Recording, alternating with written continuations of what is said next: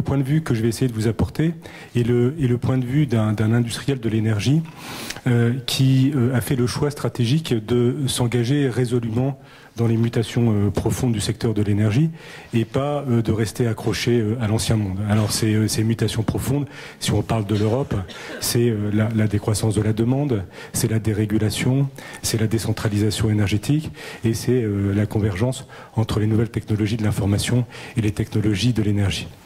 Alors pour nous, la croissance verte, c'est une réalité, puisque nous y sommes résolument engagés depuis assez longtemps, au moins dans deux domaines.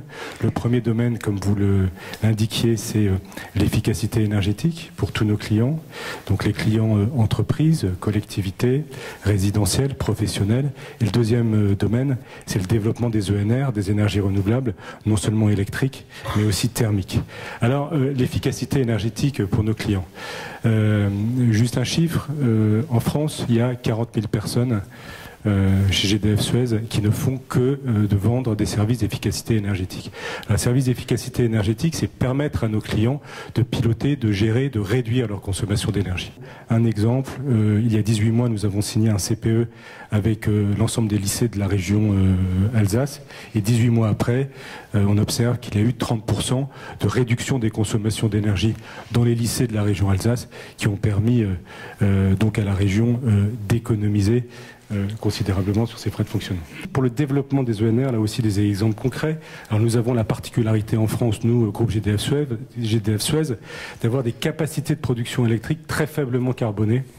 On a des capacités de production de 8200 MW aujourd'hui, dont plus de 5000 qui sont totalement décarbonés.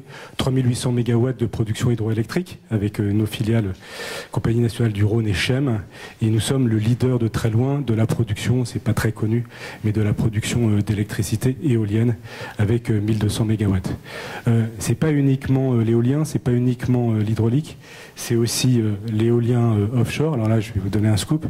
Nous allons déposer demain, nous allons remettre nos offres à l'appel d'offres pour deuxième appel d'offres éolien offshore pour les zones du Tréport et de l'Île-Dieu Noirmoutier pour 2 fois 500 MW et nous sommes très fiers de remettre ces offres avec nos partenaires EDPR, EDP Renewables, Neoen et Areva. Tout cela s'inscrit évidemment dans les initiatives gouvernementales de relance de la croissance verte, de l'efficacité énergétique et du développement des ENR. Nous avons fortement contribué au débat national sur la transition énergétique, dans lequel Gérard Mestrallet a fait 2 propositions concrètes. Une proposition sur le passeport rénovation pour la relance de l'efficacité énergétique dans le bâtiment et une proposition sur le développement du biogaz. Nous avons proposé un objectif de développement du biogaz à hauteur de 20 TWh à l'horizon 2020, soit 5% de la consommation totale de gaz en France à l'horizon 2020.